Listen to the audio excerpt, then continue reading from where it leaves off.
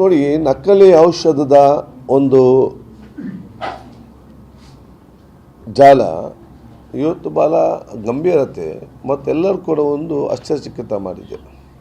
ಇದು ಬಹುಶಃ ಬೇರೆ ರಾಮನಗರ ಜಿಲ್ಲೆ ಇದೆ ಅಂತ ಮಾತ್ರ ಹೇಳಲಿಕ್ಕೆ ಸಾಧ್ಯ ಇಲ್ಲ. ಯಾಕೆ ಇಷ್ಟು ದೊಡ್ಡದ ಮಾಫಿಯಾದೊಂದು ಇದನ್ನು ಮಾಡುವಾಗ ಬರೀ ಒಂದು ಜಿಲ್ಲೆಗೆ ಮಾತ್ರ ಸೀಮಿತವಾಗಿ ಮಾಡ್ತಾರಾ ಈ ಮಾಡುವವರು? ಒಂದು ಮತ್ತು ಇಡೀ ನಮ್ಮ ರಾಜ್ಯ ಕರ್ನಾಟಕಕ್ಕೆ ಮಾತ್ರ ಸೀಮಿತವಾಗಿರಲಿಕ್ಕೆ ಸಾಧ್ಯವಿಲ್ಲ. ಒಂದು ಫ್ಯಾಕ್ಟ್ರಿ ಮಾಡುವವನು, ಒಂದು ನಕಲಿ ಫ್ಯಾಕ್ಟ್ರಿ ಮಾಡುವವನು ಬರೀ ಒಂದು ಜಿಲ್ಲೆಗೆ ಸೀಮಿತವಾಗಿ ರಾಜ್ಯಕ್ಕೆ ಸೀಮಿತವಾಗಿ ಮಾಡ್ತಾರಾ? ಇವತ್ತು ಬಹುಶಃ ಹಿಮಾಚಲ ಪ್ರದೇಶ, ತೆಲಂಗಾಣ ಇಲ್ಲಿ ಈ ಅನಧಿಕೃತ ಫ್ಯಾಕ್ಟ್ರಿಯನ್ನು ಸ್ಟಾರ್ಟ್ ಮಾಡಿ ಅಲ್ಲಿ ಅದನ್ನು ತಯಾರು ಮಾಡಿ ಇಲ್ಲಿಗೆ ಕಳಿಸೋದು, ಇಲ್ಲಿ ತಂದು ಅದನ್ನು ಲೇಬಲಿಂಗ್ ಮಾಡೋದು. ಮಲ್ಟಿನ್ಯಾಷನಲ್ ಕಂಪನಿಯ ದೊಡ್ಡ ದೊಡ್ಡ ಫೇಮಸ್ ಕಂಪನಿಯ ಲೇಬಲ್ಗಳು ಮಾಡಿ ಅದನ್ನು ಬೇರೆಯವರಿಗೆ ಕಡಿಮೆ ರೇಟಿಗೆ ಮಾರೋದು. ಕೆಲವು ಫಾರ್ಮಸಿಯಲ್ಲಿ 10,000 ಇದ್ದರೆ ಅವನು 5,000 ರೂಪಾಯಿ ಕೊಡ್ತಾರೆ ಅಂತ ಹೇಳ್ತಾರೆ. ನೋಡಿ, ಎಂತ 5,000 ಕೊಡೋದು ಇಂಥದ್ದೇ. ಆಶ್ಚರ್ಯವಾಗಿ ಏನು ಅಂತ ಹೇಳಿದರೆ, ಮೇಲಿನಂತ ನಾವು ತನಿಖೆ ಮಾಡುವಾಗ ಕೆಲವೊಂದು ನಮ್ಮ ಐಸಿಯುಲ್ಲಿ ಕೊಡುವಂಥ ಎಮರ್ಜೆನ್ಸಿ ಕೇಸಲ್ಲಿ ಕೊಡುವಂಥ ಔಷಧದಲ್ಲಿ ಕೂಡ ಇದೆ.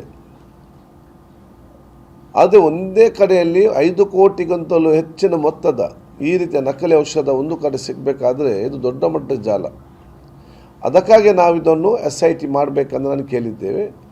ಸರ್ಕಾರ ಮಾನ್ಯ ಮುಖ್ಯಮಂತ್ರಿಗಳ ನಿರ್ದೇಶನದ ಮೇರೆಗೆ ಇವತ್ತು ನಮ್ಮ ಗೃಹ ಸಚಿವರಾದ ಪ್ರಿಯಾಂಕರ್ ಅವರು ಆ SIT ತಂಡವನ್ನು ಪೊಲೀಸ್ ಮತ್ತು ನಮ್ಮ ಡ್ರಗ್ ಅಧಿಕಾರಿಗಳ ಸಹ ಸೇರಿಸಿಕೊಂಡು SIT ಇವತ್ತು ರಚಿಸಲಾಗಿದೆ. ನಾನು ಮುಖ್ಯಮಂತ್ರಿಗೆ ಮತ್ತು ಗೃಹ ಸಚಿವ ಧನ್ಯವಾದ ಸಲ್ಲಿಸ್ತೇನೆ. ಅವರು ತನಿಖೆ ನಡೆಸ್ತಾರೆ.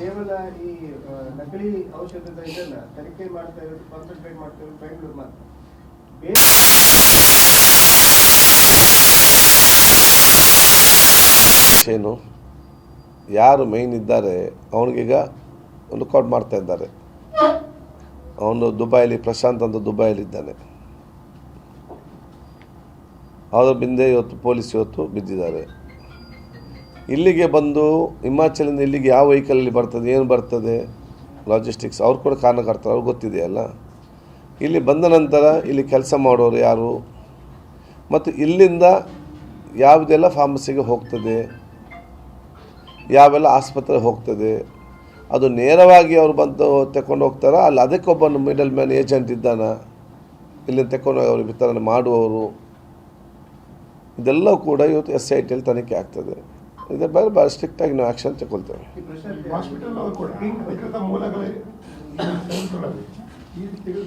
ಅದೇ ಎಲ್ಲ ಹಾಸ್ಪಿಟಲ್ ಮಾಡಲಿಲ್ಲ ಅಲ್ಲ, ಎಲ್ಲ ಹಾಸ್ಪಿಟಲ್ ಮಾಡಲಿಲ್ಲ, ಕೆಲವು ಹಾಸ್ಪಿಟಲ್ ಮಾಡಿದ್ದಾರೆ. ಅದು ಯಾವ ಹಾಸ್ಪಿಟಲ್ ಏನು ಯಾವ ಫಾರ್ಮಸಿ ಅಂದರೆ ಅದು ಪತ್ತೆ ಹಚ್ತೇವೆ.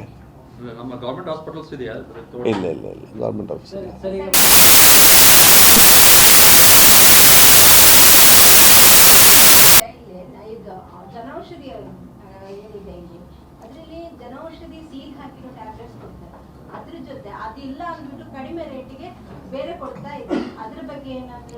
ನೋಡಿ. ಅದಕ್ಕಾಗಿ ನಾನು ಬಂದ ತಕ್ಷಣ ಫಸ್ಟ್ ನಾವು ರೇಡ್ ಮೇಲೆ ಎಲ್ಲ ಇನ್ಸ್ಪೆಕ್ಷನ್ ಮಾಡಿದ್ದೆ ಜನೌಷಧಿ ಕೇಂದ್ರವನ್ನು. ಯಾಕೆಂತ ಹೇಳಿದರೆ ನಾನು ಆರೋಗ್ಯ ಸಚಿವನಾಗಿದ್ದಲ್ಲಿ ಕೂಡ ಅನಂತಕುಮಾರ್ ಅವರು ಕೇಂದ್ರ ಸಚಿವರಾಗಿದ್ದರು. ಆವಾಗ ಈ ಸಬ್ಜೆಕ್ಟ್ ಬಂದಾಗ ನಾನೇ ಖುದ್ದು ಡೆಲ್ಲಿಗೆ ಹೋಗಿ ಇದು ಸಕ್ಸಸ್ ಆಗೋದಿಲ್ಲ, ಆಗಬೇಕಾದ್ರೆ ಮಸ್ತ್ ಬದಲಾವಣೆ ಮಾಡಬೇಕು. ಯಾಕೆ ಒಂದು ಜನೌಷಧಿ ಕೇಂದ್ರ ಅದು ಇಡೀ ದೇಶಕ್ಕೆ ಮತ್ತು ರಾಜ್ಯದಲ್ಲಿ ಒಂದು ಶಾಪ್ಗಳು, ಇವರಿಗೆ ಬೇಕಾಗುವ ಔಷಧವನ್ನು ಇವರು ಟೆಂಡರ್ ಮುಖಾಂತರ ತಗೊಳ್ತಾರೆ. ಯಾರು L1 ಹಾಕ್ತಾರೆ ಅವ್ರಿಗೆ ಕೊಡ್ತಾರೆ. ಕ್ವಾಲಿಟಿ ಇಲ್ಲದವರು ಬಂದು L1 ಹಾಕ್ತಾರೆ. ಕ್ವಾಲಿಟಿ ಇದ್ದವರು ಇಷ್ಟು ಸಂಖ್ಯೆಲ್ಲ ಇಷ್ಟು ಕಡಿಮೆ ಕೊಡಲಿಕ್ಕೆ ಅವರು ಬರೋದೇ ಇಲ್ಲ ಇದರಲ್ಲಿ ಅಲ್ಲ. ಅದರಿಂದ ಮತ್ತೊಂದು ಅವರು ಎಲ್ಲ ಕಡೆ ಸಪ್ಲೈ ಮಾಡೋದು ಲಾಜಿಸ್ಟಿಕ್ಸ್ ಕೂಡ ಇಲ್ಲ. ಖಾಲಿ ಆದಾಗ ಸಪ್ಲೈ ಮಾಡಬೇಕಲ್ಲ, ಎಲ್ಲ ಜಿಲ್ಲೆಯಲ್ಲಿ ಎಲ್ಲ ತಾಲೂಕಲ್ಲಿ ಇವತ್ತು ಬೇಕು. ಇದು ಕೂಡ ನೀವೆಲ್ಲ ಇದು ಅರೇಂಜ್ಮೆಂಟ್ ಮಾಡದೆ ನೀವು ಕೊಟ್ಟರೆ ಸ್ಟಾರ್ಟಿಂಗ್ ಒಮ್ಮೆ ಕೊಡ್ತೀರಿ, ಅವನು ಪಾಪ ನಂಬಿ ಓಪನ್ ಮಾಡ್ತಾನೆ. ಅವನು ಓಪನ್ ಮಾಡಿ ನೀವು ಒಮ್ಮೆ ಖಾಲಿಯಾದ ಮದ್ದು ಇನ್ನೊಮ್ಮೆ ನೀವು ಕೊಡೋದಿದ್ದರೆ ಅವನೇನು ಮಾಡ್ತಾನೆ ಆವಾಗ ಬೇರೆ ಫಾರ್ಮಸ್ಯೂಟಿಕಲ್ ಕಂಪನಿಯಿಂದ ಹೋಗಿ ಇವತ್ತು ಅಲ್ಲಿಯ ಜನರಿಗೆ ಮೆಡಿಸಿನ್ ತಂದು ಕೊಡ್ತಾನೆ. ಒಂದು ಶಾಪಲ್ಲಿ ಯಾವ ಮೆಡಿಸಿನ್ಸ್ ಇರಬೇಕಂತೇಳಿ ಅದಕ್ಕೆ ಪರ್ಮಿಷನ್ ಬೇಕಲ್ಲ. ಇವನಿಗೆ ಜನೌಷಧಿಯಲ್ಲಿ ಎಷ್ಟು ಔಷಧ ಇಡಬೇಕಂತ ಒಂದು ಸಿಸ್ಟಮ್ ಇದೆ, ಅದೆಲ್ಲ ಬದಿಗೆ ತೋರಿ. ಯಾಕೆ ಇವನು ಮಾಡಿ ಆಗಿದೆ, ಇವನು ಬಾಡಿ ಕೊಡಬೇಕು, ವೇತನ ಸಂಬಳ ಕೊಡಬೇಕು ಇವರಿಗೆ.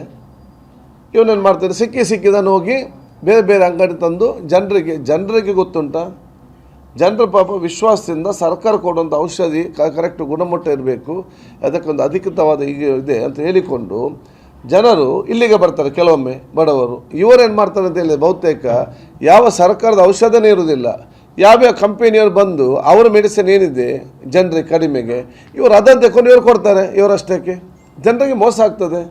ಮತ್ತು cosmetics, Horlicks, cold, bar soap, tooth brush, ಈ ಜನ ಔಷಧಿಯಲ್ಲಿ ಎಲ್ಲವೂ ಸಿಗ್ತದೆ, ಜನೌಷಧ ಒಂದು ಬಿಟ್ಟು ಪ್ರಾಕ್ಟಿಕಲ್ ಆಗಿ ಇರುವಂಥ. ಅಲ್ಲಿ ಏನಾದರೂ ಈಗ ಜನೌಷಧಿ ಕೇಂದ್ರ ಸಿಕ್ಕಾಪಟ್ಟೆ ಇದೆ, ಅದರಲ್ಲಿ ಈಗೇನು ಈ ಫೇಕ್ ಅಂತ ಏನು ಅದು ಗೊತ್ತಿಲ್ಲ ಅಲ್ಲ.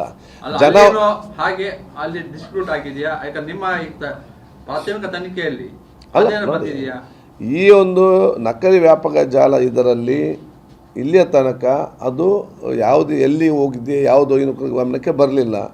ಇದು ಕೂಡ ಗಮನಕ್ಕೆ ಬರಲಿಲ್ಲ. ಜನೌಷಧಿ ಕೇಂದ್ರಕ್ಕೆ ಹೋದರೂ ಕೂಡ ಗಮನಕ್ಕೆ ಬರಲಿಲ್ಲ. ಹೋಗಿದೆಯಲ್ಲ ನಮ್ಗೆ ಗೊತ್ತೂ ಇಲ್ಲ, ಅದು ಮತ್ತೆ ಗೊತ್ತಾಗುವಂಥದ್ದು ಇದಕ್ಕೆ. ಆದರೆ ಪ್ರಾಬ್ಲಮ್ ನೀವು ಕೇಳಿದಕ್ಕೆ ನಾನು ಹೇಳಿದ್ದು, ಜನೌಷಧಿಯ ಪ್ರಾಕ್ಟಿಕಲ್ ಪ್ರಾಬ್ಲಮ್ ಇದು. ಅದು ಅವರನ್ನು ದೂರಿ ಕೂಡ ಸುಖ ಇಲ್ಲ. ಅವರು ಬಾಡಿಗೆ ಅಂಗಡಿ ತೆಗೆದು ಒಬ್ಬ ಜನ ಇಟ್ಟು ಇವರನ್ನು ನಂಬಿಕೊಂಡು ಇವರು ವಹಿಸಿದವರು ಅದಕ್ಕೆ ಈ ಸರಿಯಾಗಿ ಔಷಧ ಕೊಡದಿದ್ದರೆ ಅವನೇನು ಮಾಡಬೇಕು? ಅವನು ಇದೇ ಮಾಡ್ತಾನೆ. ಆಗ ಬೇರೆ ಬೇರೆ ಕಂಪನಿ ಬರ್ತಾರೆ, ನಮ್ಮ ಮದ್ದು ಕೊಡಿ, ನಾವಿಷ್ಟು 50% ಕೊಡ್ತೇವೆ, ನಾವು 70% ನಿಮಗೆ ಲಾಭ ಕೊಡ್ತೇವೆ, ನಮ್ಮ ಮದ್ದು ಇವರದ್ದು ಮದ್ದು ಸರಿ ಉಂಟಾ, ಯಾರು ಟೆಸ್ಟ್ ಮಾಡ್ತೇವೆ, ಜನ ಉಂಟಾ, ಇವಾಗ ಸರಿ ಉಂಟಾ, ಸರಿ ಇಲ್ಲ, ಇವಾಗ ಯಾವುದು ಕಮಿಷನ್ ಜಾಸ್ತಿ ಸಿಗ್ತದೆ ಆ ಮದ್ದನ್ನು ತೆಗೆದು ಜನರಿಗೆ ಕೊಡ್ತಾರೆ. ಜನಗೇನು ಗೊತ್ತು ಇವನು ಹೀಗೆ ಮಾಡಿದ ಅಂತೇಳಿ. ಅವ್ರಿಗೆ ಸರ್ಕಾರದ ಜನೌಷಧಿ ಅಲ್ಲ, ಸರ್ಕಾರ ನೋಡಿಕೊಂಡಿರ್ಬೇಕಂದೇಳಿ ಜನ ಅಲ್ಲಿಗೆ ಬಂದು ತಗೊಂಡು